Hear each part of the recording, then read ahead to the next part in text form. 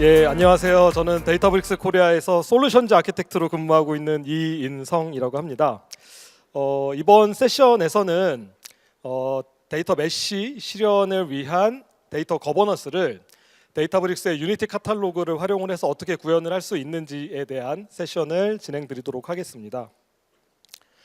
방금 제목에서 말씀드렸던 것처럼 이번 세션에서는 데이터 메쉬에 대한 주제를 좀 다룰 거예요. 근데 사실 데이터 메쉬라고 하는 건 어떤 기술적인 스택이라기보다는 어떤 하나의 패러다임이라고 볼 수 있을 것 같아요. 이 데이터 메쉬라는 게 2019년도에 처음 등장을 했거든요. 자막 대간이라고 하는 그 미국에 계신 어떤 컨설턴트 분이 이 데이터 메쉬라고 하는 개념을 처음에 말씀을 주셨고, 그리고 2021년쯤에 그분이 데이터 메쉬라고 하는 오레일리에서 출간한 책을 통해서 데이터 메쉬는 이런 형태여야 돼라고 하는 개념을 정립을 해서 이제 세상에 처음에 데이터 메쉬라고 하는 단어가 등장을 하게 되었죠. 근데 이 데이터 메쉬라고 하는 부분이 실제로 구현을 해야 되는 부분인지 아니면 기술적으로 어떤 새로운 플랫폼을 만들어야 되는 부분인지가 좀 모호한 경우가 있습니다. 데이터 메쉬를 말씀드리기에 잠깐 앞서서 지금 현재 우리 기업들이 갖고 계신 고민들에 대해서 잠깐 간략하게 좀 얘기를 하고 진행을 하도록 하겠습니다. 저는 지금 데이터브릭스에서 제조랑 유통 산업을 주로 담당을 하고 있거든요. 근데 제가 제조 고객이나 유통 산업 고객분들을 많이 만나다 보면 그분들이 비슷하게 하시는 말씀이 있어요. 그러니까 예를 들면 우리 회사가 가지고 있는 운영 어플리케이션들은 비즈니스 요구사항을 많이 충족을 하는데, 여기서 운영 어플리케이션이라 함은 뭐 ERP라던가 CRM이라던가 MES라던가 SCM 같은 이런 트랜잭션 시스템들은 비즈니스 요구사항을 많이 만족을 하는데 분석 어플리케이션은 그렇지 못한 경우가 너무 많다라고 하는 피드백을 굉장히 많이 받았어요. 여기서 얘기하는 이제 분석 어플리케이션이라고 하는 것은 데이터 웨어하우스라던가 데이터 레이크를 기반으로 하고 있는 뭐 BI나 올랩 분석 같은, 혹은 머신러닝이나 이제 딥러닝 분석 같은 이제 그런 분석 환경을 의미를 하죠. 그래서 시장에 있는 많은 뭐 컨설턴트들, 뭐 학자들 이런 부분들에 대해서 고민을 굉장히 많이 했습니다. 왜 그럴까? 왜 운영 어플리케이션은 비즈니스 요구사항을 만족을 하는데 분석 어플리케이션은 만족을 하지 못하는 걸까라고 하는 고민을 굉장히 많이를 했어요. 저 밑에 이제 제가 주석으로 달아놓기는 했는데 그분들의 공통적인 내용이 저 밑에 제가 주석으로 달아놓은 이제 저 논문에 잘 정리가 되어 있기는 한데, 운영 어플리케이션 같은 경우에는 현장에서 현업들이 가지고 있는 도메인 날리지가 데이터의 생산부터 데이터의 활용까지 충분히 많이 반영이 되어 있는 것에 반해서 분석 어플리케이션 같은 경우에는 데이터가 생산이 되는 시점에는 도메인 날리지가 충분히 많이 반영이 되어 있는데, 이게 어떤 이유로 인해서 데이터를 활용하는 시점에 있어서는 도메인 날리지가 많이 희석이 돼서 결과적으로는 실제 도메인 날리지를 반영하지 못한 분석 결과가 나왔기 때문이라고 평가를 해주셨습니다. 저도 많이 공감을 하는 바입니다. 저도 많이 지금까지 뭐 운영 OLTP 뭐 프로젝트라던가 원래 프로젝트를 많이 진행을 하면서 이런 비슷한 얘기를 굉장히 많이 들었거든요. 이러한 상황에서 데이터 메쉬라고 하는 개념이 2019년도에 등장을 하게 된 것이죠. 이 자막 대간이라고 하시는 분이 실제로 본인이 이제 컨설팅을 하시면서 시장에서 분석 환경에서 도메인 날리지를 데이터 생산부터 데이터 활용하는 시점까지 충분히 반영을 하기 위해서는 몇 가지 이런 접근법들이 필요하다. 우리가 이런 접근법들을 반영을 해서 실제 분석 환경을 만들어야 된다라고 주장을 하셨어요. 이제 대표적인 것들이 분석 데이터는 도메인을 중심으로 구성을 돼야 된다라고 주장을 하신 거예요. 그러니까 직접 우리가 분석 데이터를 다룰 때 보통은 데이터를 가공해주는 제3의 조직, 그러니까 데이터를 활용하거나 데이터를 생산하는 게 아니라 데이터를 가공하는 제3의 조직이 데이터를 가공을 많이 하면서 그때 도메인 날리지가 이제 많이 희석이 된다라고 이분은 이제 많이 느끼셨던 것 같고, 그리고 두 번째는 데이터의 품질을 높이는 행위 자체도 도메인 팀에서 해야 된다는 거죠. 그러니까 현업팀이, 회계팀이, 물류팀이, 자재팀이, 생산팀이 직접 해야 된다라고 하는 게 이분의 이제 두 번째 주장이었고, 세 번째는 그러한 데이터들의 소유권을 별도의 데이터를 운영해주는 플랫폼 팀이나 IT 팀이 아니라 도메인 팀이 직접 그 소유권을 갖고 운영을 해야 된다라고 하는 게 이분이 데이터 메쉬라고 하는 개념을 만들기 이전에 주장을 했던 이제 접근법들이고, 이러한 접근법들을 만족하기 위해서는 네 가지 정도의 어떤 논리적 관점이 필요하다라고 말씀을 하셨어요. 그래서 이분이 말하신 이 네 가지 논리적 관점은, 이 네 가지 필라는, 첫 번째는 이제 셀프 서비스 데이터 인프라가 필요로 하다라는 겁니다. 이 도메인 팀이 실제로 데이터를 본인들이 직접 가공을 하기 위해서는 조금 더 사용하기 쉽고 많이 어렵지 않은 그런 플랫폼이 필요하다라고 하는 부분이 셀프 서비스 데이터 인프라가 필요로 하다라는 부분이고, 두 번째는 데이터에 대한 소유권이 도메인 팀을 넘어가는 게 아니라 도메인 팀 안에 위치를 해야 그 도메인 팀에서 만드는 데이터가 더 양질의 품질 높은 데이터로 만들어질 수 있다라는 것이고요. 세 번째는 그렇게 높은 품질의 데이터를 가지고 어떤 이 데이터가 ETL 과정에 혹은 데이터 프로세싱하는 그 과정의 부산물이 아니라 하나의 제품으로서 좀 우리가 다뤄야 된다. 예를 들면 우리가 어떤 API 이용하듯이 그런 제품으로서 다뤄야 된다라고 하는 부분이 이 제품으로서의 데이터고요. 마지막은 도메인 중심의 데이터 소유권이 만약에 분리가 되게 되면 데이터 간의 어떤 교류나 공유가 필요하게 될 텐데, 그때를 위해서 연합된 거버넌스 체계가 필요하다라고 하는 게 이분이 말씀하신 데이터 메시의 네 가지 논리적 관점입니다. 예를 들어서 좀 설명을 드릴게요. 여기 어떤 제조 회사가 있습니다. 이 제조 회사에서 데이터를 처리하는 프로세스를 제가 한번 그려봤습니다. 각각의 도메인 팀에는 제가 이제 생산은 이제 제외를 했고요. 예를 들면 이제 회계팀이나 자재팀이나 물류팀이 있습니다. 그리고 각각의 팀들은 본인들이 생산하고 있는 데이터를 가지고 있는 거고요.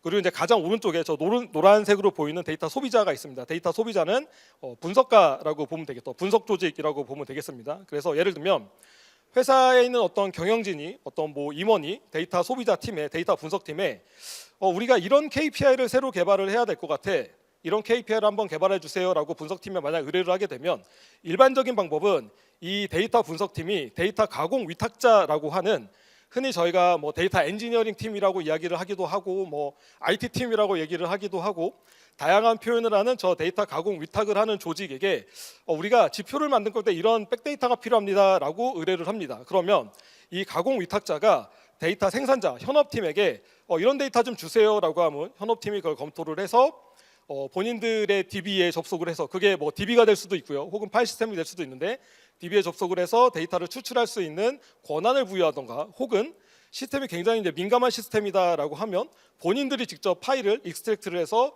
나스라던가 아니면 클라우드 스토리지에 전달을 해주는 이제 이런 방식이 되겠죠. 그러면 이 데이터 가공 위탁자라고 하는 조직이 데이터를 전체 받아서 이 데이터에 대한 소유권을 다 보유를 하고 이제 데이터를 가공하게 되는 거죠. 흔히 이제 우리가 ETL 처리라던가 CDC 같은 처리를 통해서 최종적으로 분석가들이 이용할 수 있는 데이터 마트를 만들게 되고, 이 데이터 마트를 실제 데이터 소비자, 즉 분석가에게 제공을 하는 게 우리가 지금까지 많이 해왔던 그런 프로세스예요. 근데 이 프로세스가 가지고 있는 치명적인 단점이 하나 있습니다. 그 단점은, 물론 이 데이터 가공 위탁자가 굉장히 고도의 IT 지식을 갖고 전문적인 지식을 갖고 데이터를 잘 가공을 해줄 겁니다. 근데 일반적으로 이런 위탁자들의 대부분의 스킬셋은 데이터를 잘 구조화하거나 아니면 수치적으로 해석을 해서 예쁜 데이터를 만들려고 해요.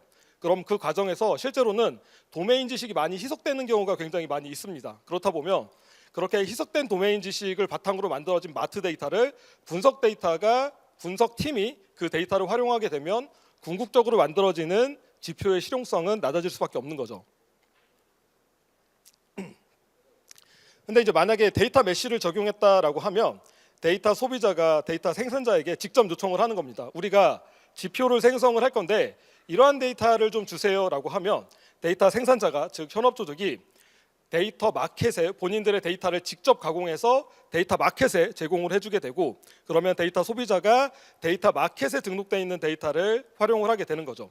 이런 구조로 만약에 데이터 처리 프로세스가 변화하게 된다면, 즉 데이터 메쉬를 적용해서 데이터 프로세스가 변화하게 된다라고 하면 데이터를 생산하면서부터 데이터를 활용할 때까지 도메인 지식의 강도가 굉장히 높은 수준으로 반영이 되게 됩니다. 그게 데이터에도 혹은 모델에도.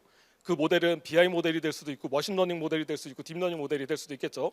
그리고 결과적으로는 궁극적으로는 그 지표에 대한 실용성은 굉장히 이제 높아지게 될 겁니다.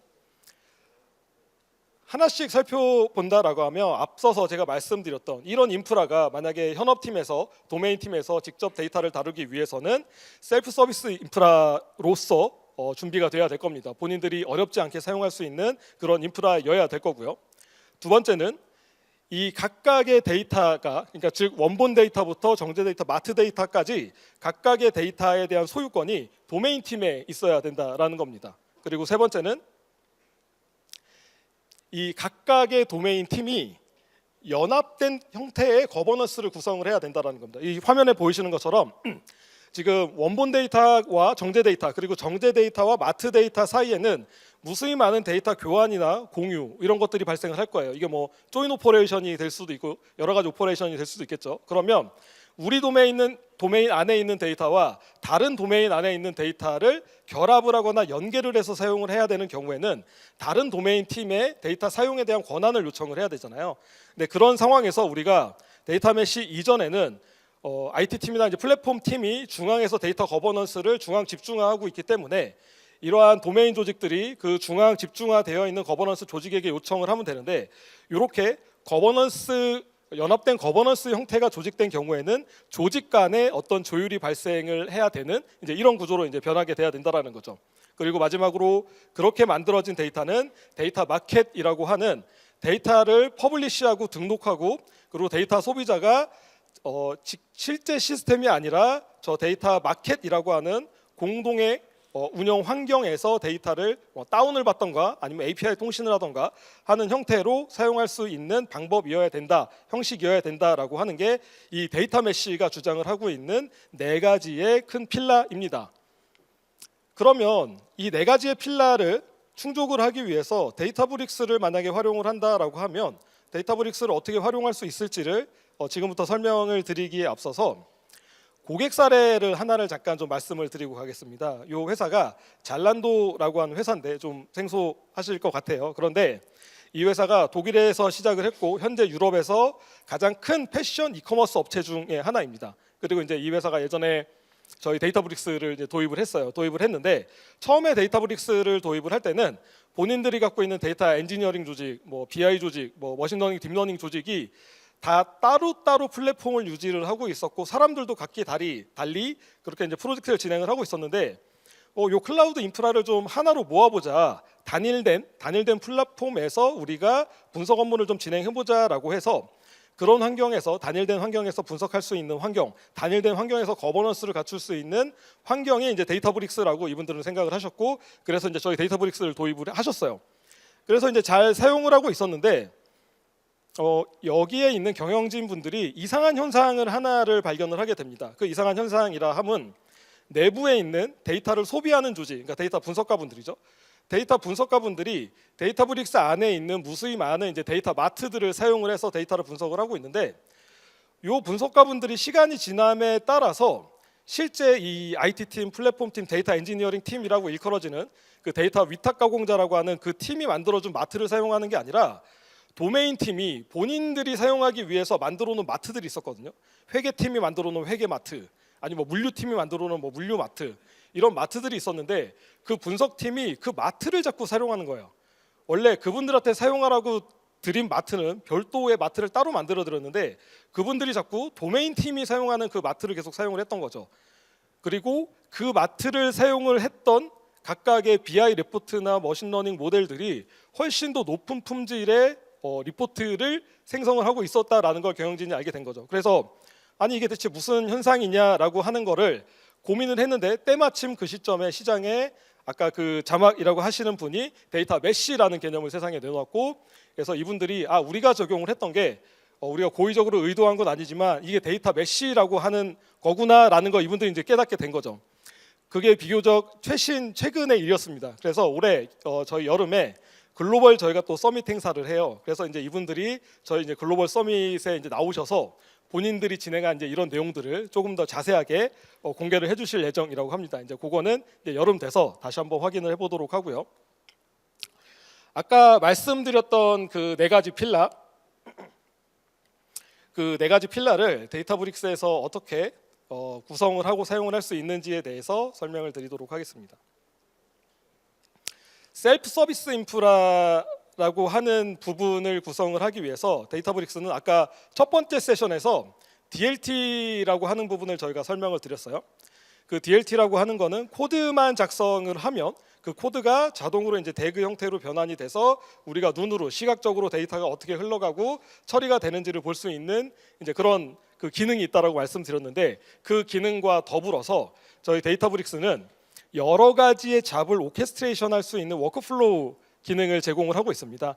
아까 첫 번째 세션에서 말씀을 드렸던 그 DLT라고 하는 건 하나의 목적을 위한 파이프라인이고, 이 워크플로우 같은 경우에는 여러 가지 성격의 태스크를 하나의 잡으로 묶어서 수행을 하는 그런 이제 일종의 이제 오케스트레이션 작업이라고 보시면 될 것 같습니다. 그런데 특이하게도 데이터브릭스는 여러 가지 작업을 데이터 엔지니어링, 데이터 애널리틱스, 머신러닝, 딥러닝을 단일 플랫폼에서 실행을 하기 때문에 보시는 것처럼 데이터를 수집을 하고 적재를 하고, 적재된 데이터를 어떤 정제, 가공 처리를 하고, 가공 처리된 데이터에서 머신러닝 피처를 추출을 하고, 그 추출된 피처를 저장을 하고, 저장된 피처를 가지고 다시 머신러닝이나 딥러닝 예측 모델을 만드는 이런 과정들을, 각기 성격이 다른 과정들을 하나의 워크플로우로 구성을 할 수 있다라고 하는 이런 이제 강력한 기능들을 제공을 하고 있고요. 아까 DLT와 굉장히 유사하게 각각의 타스크들을 구성을 하고, 각각의 타스크들을 이렇게 대그 형태로 구성을 해서 사용을 하실 수 있습니다. 그리고 각각의 타스크들은 앞서서 설명을 드렸던 그 DLT가 될 수도 있고요. 혹은 다른 워크플로우가 될 수도 있고요. 혹은 파이썬이라던가 아니면 뭐 SQL이라던가 혹은 노트북이라던가 이런 코드 레벨로 저 타스크가 구성이 되게 됩니다. 그런데 그 현장에 계신 분들이, 현업분들이 이렇게 파이썬이나 SQL 코드를 직접 짜서 워크플로우를 만들어라라고 하면 사실 좀 어려움이 있으실 거예요. 근데 이 부분은 사실은 코드로 작업할 수밖에 없는 게, 일반적으로 데이터 레이크 환경은 단순하게 정형 데이터만을 처리하는 시스템이 아니기 때문에 때로는 반정형 데이터도 처리를 해야 되고, 때로는 비정형 데이터도 처리를 해야 되고, 만약에 딥러닝 같은 시나리오가 있다라고 한다면 이미지 데이터나 음성 데이터 혹은 텍스트 데이터를 처리를 해야 되기 때문에 어쩔 수 없이 코드로 작업할 수밖에 없습니다. 하지만 데이터브릭스에서는 AI 어시스턴트라고 하는 기능을 통해서 내가 만약에 코드를 개발을 하다가 이 로직은 어떻게 짜야 되는지 잘 모르겠어, 내가 이 파이썬 로직 혹은 이 스칼라 로직을 어떻게 짜야 되는지 잘 모르겠어 라고 하면 이 AI 어시스턴트에게 예를 들면 피보나치 수열을 만드는 로직을 만들어줘 라고 하면 이 AI 어시스턴트가 그 로직을 만들어줍니다. 혹은 내가 작년 대비 올해 매출에 대한 차이를 구분하는 비교를 하는 그런 SQL을 만들어줘 라고 하면 이 AI 어시스턴트가 그 코드를 만들어서 사용자에게 제공을 해주는 이런 LLM 기반의 자연어 지원 프로그램을 함께 제공을 드리고 있습니다. 이 부분은 이후 세션에서 더 자세한 내용이 있기 때문에 이번 세션에서는 이 정도로 설명을 드리고 지나가도록 하겠습니다. 그리고 이제 또 다른 문제가, 이 셀프 서비스를 구성을 하기 위해서 컴퓨팅 자원을 그럼 우리가 직접 관리를 해야 되나? 현업들이, 회계팀이, 물류팀이 이 컴퓨팅 자원에 대한 부분을 직접 관리를 해야 되나라는 고민이 드실 수도 있어요. 근데 데이터브릭스는 기본적으로 퍼블릭 클라우드 기반에서 클라우드 컴퓨팅을 기반으로 동작이 되고, 그리고 그 환경에서 오토 스케일링이라던가 오토 테르미네이션 기능들을 제공을 하고 있기 때문에 최초에 이와 같은 클러스터를 생성만 하면 그 이후에는 이 클러스터가 워크로드에 따라서 자동으로 늘어났다 줄어들었다 하는 이런 형태로 탄력적으로 운영이 되기 때문에 컴퓨팅 자원을 운영을 하는데 그 이후로는 이제 큰 고민 없이 사용을 하시면 됩니다. 그렇게 DLT를 만드시든 혹은 워크플로우를 만드시든 어떤 하나의 파이프라인을 만들어서 데이터를 계속 사용하시다 보면 그 워크플로우나 파이프라인 수가 이제 계속 늘어날 거예요. 그러다 보면 이 테이블이 대체 어느 테이블에서 데이터가 온 거지, 혹은 이 테이블이 어떤 소스 파일, 뭐 제이슨이라던가 CSV로 왔지, 혹은 이 테이블이 어느 테이블로 데이터를 보내고 있지라고 하는 걸 찾아내기가 굉장히 힘들어지게 됩니다. 그래서 저희 데이터브릭스 안에서는 특정 테이블을 찍고 그 테이블에 대한 계보를 자동으로 작성해 주세요라고 하면 이와 같이 계보를 자동으로, 리니지를 자동으로 생성을 해줘요. 그래서 가운데 있는 테이블을 찍고 계보를 생성하면 저 가운데 있는 테이블이 어떤 테이블로부터 ETL 과정을 통해서 넘어왔고, 그리고 저 테이블이 어떤 ETL 과정을 통해서 어떤 테이블로 넘어가는지를 이렇게 한눈에 쉽게 보실 수 있는 기능을 제공하고 있습니다. 테이블들이 데이터 레이크 같은 경우에는 굉장히 많아질 수 있어요. 뭐 적게는 몇 천 개, 많게는 뭐 몇십만 개 이렇게 될 수도 있는데 그런 환경에서 불용 테이블을 찾는다거나 어떤 소스를 추적을 한다거나 할 때 이런 기능들을 적극 활용하시면 좋을 것 같습니다. 그리고 이제 두 번째 필라는 도메인 중심으로 데이터 소유권을 이제 분산을 해야 된다라는 내용이에요. 한 가지 예를 잠깐 들어보도록 하겠습니다. 여기에 어떤 제조 그리고 유통을 함께하는 제조 유통사가 있다라고 가정을 해보겠습니다. 이 제조 유통사에서는 다양한 소스 데이터를 갖고 있죠. 상품에 대한 데이터도 갖고 있고 제조에 대한 생산에 대한 데이터도 가지고 있고 어떤 공급자에 대한 자재를 만약에 공급받아야 된다라고 하면 공급자에 대한 데이터도 있을 수 있고 고객과 관련된 뭐 콜센터라던가 사용자 행동이라던가 이런 다양한 데이터들을 소스로 가지고 있고 이 데이터들을 가공해서 어떤 마트를 만들고 혹은 머신러닝이나 딥러닝 모델을 만들어야 된다라고 할 때 예를 들면 상품 정보와 클릭 스트림 정보가 함께 조인이 돼서 사용이 돼야 될 수도 있고요.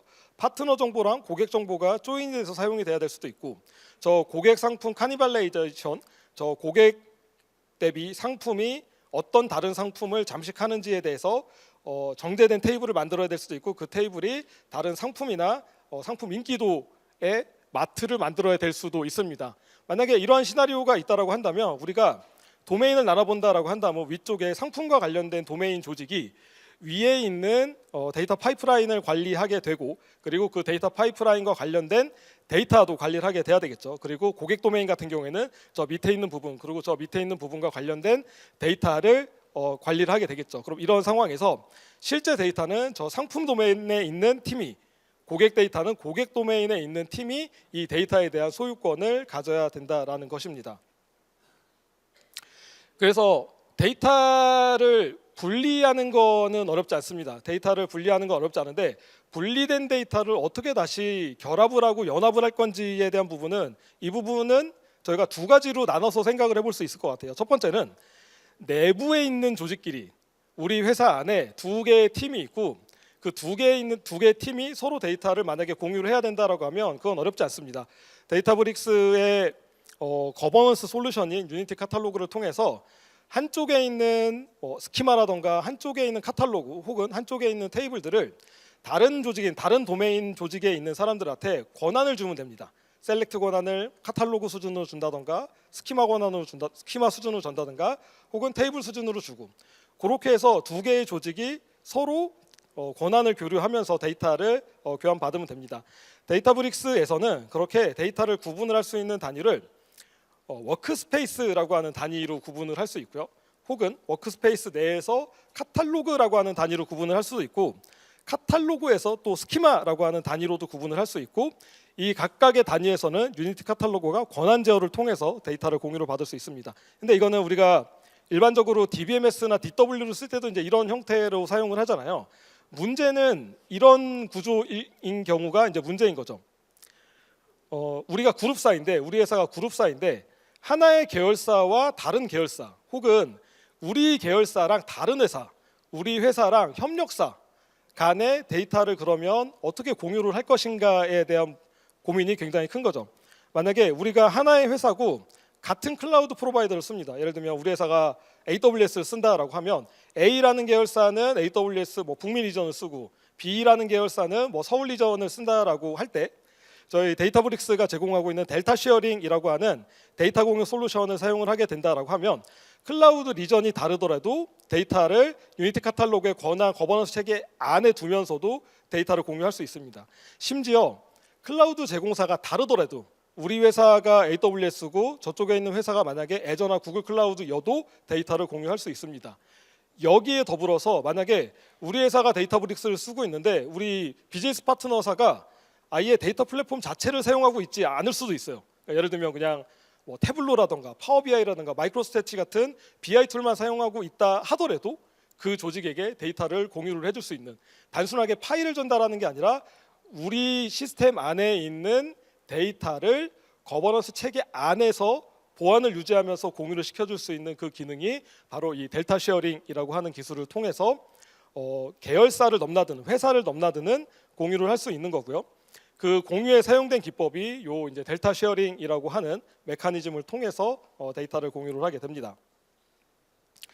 이 델타 쉐어링 같은 경우에는 공유를 받는 쪽에 저 활성화 링크라고 하는 링크를 보내면 받는 쪽에서 저 링크에서 인증 정보를 다운받게 되거든요. 그러면 그 인증 정보 안에서 데이터를 액세스하는 개수로 액세스할 수 있는 그 URL도 나오게 되고 그다음에 인증 키도 나오게 되고 그렇습니다. 그러면 그 정보를 바탕으로 데이터 공유자가 가지고 있는 데이터브릭스 안에 테이블 데이터를 조회를 할 수 있는 이제 이런 기능들을 저희가 델타 쉐어링이라고 하는 기능으로 제공을 드리고 있습니다.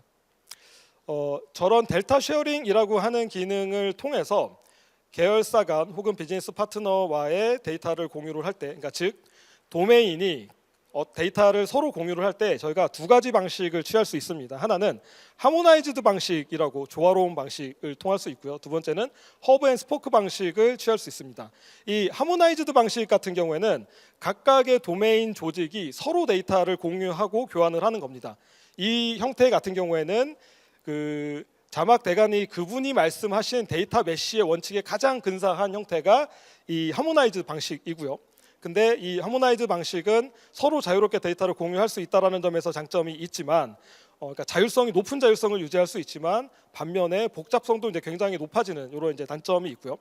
이 허브 앤 스포크 방식은 데이터를 공유할 때 중앙에 중앙 허브, 중앙 카탈로그, 중앙 허브를 두고 그 허브를 통해서만 데이터를 공유를 하게 하는 이런 일종의 이제 하이브리드 방식, 중앙 집중식 방식과 분리 방식을 함께 사용하는 이 하이브리드 방식을 사용을 할 수 있습니다. 이 하이브리드 방식을 사용하시게 된다라고 하면 자율성은 조금 낮아지겠지만 복잡성도 굉장히 낮아져서 손쉽게 유지를 할 수 있다라고 하는 장점이 있습니다. 그래서 이 두 가지 모두 데이터브릭스 안에서 유니티 카탈로그라고 하는 거버넌스 기능을 통해서 이제 구성을 하실 수가 있죠. 어떤 방식이 더 맞는지 더 옳다 그렇다라고 하는 부분은 없습니다. 우리 회사가 가지고 있는 도메인 단위가 얼마나 있는지, 우리 회사가 데이터를 얼마나 많이 가지고 있는지의 등에 대해서 각각의 맞는 방식을 취하시면 될 것 같습니다. 그리고 세 번째로 이제 연합된 컴퓨팅 거버넌스를 말씀을 드릴 건데요. 앞서 잠깐 설명을 드렸던 것처럼 유니티 카탈로그, 데이터브릭스의 거버넌스 솔루션인 유니티 카탈로그는 3레벨 네임스페이스로 되어 있어요. 그래서 카탈로그 스키마 그리고 스키마 밑에 데이터 객체들 이런 구조로 구성이 되어 있고요. 각각의 카탈로그 단위, 스키마 단위, 그 다음에 데이터 객체들 단위로 권한 제어를 할 수 있는 기능을 제공을 하고 있습니다. 그런데 이 권한 제어는 논리적인 권한 제어예요. 저희 데이터브릭스 같은 경우에는 이 세 가지 카탈로그, 스키마, 데이터 객체를 논리적인 수준이 아니라 물리적인 수준에서도 분리를 시킬 수가 있습니다. 메타스토어에 스토리지를 붙이고 각각의 카탈로그와 스키마가 메타스토어의 스토리지에 패스를 통해서 사용을 할 수도 있고요. 혹은 카탈로그 수준에서 별도로 클라우드 스토리지를 붙여서 사용을 할 수도 있고요. 혹은 스키마 레벨에서 스토리지를 붙여서 사용을 할 수도 있습니다. 그러니까 저희 데이터브릭스 같은 경우에는 논리적인 단계로 격리를 시킬 수도 있지만 아예 물리적인 단계로도 격리 혹은 분리를 시켜서 데이터 메쉬 환경을 구성을 하실 수가 있다라고 하는 그런 장점이 있고요.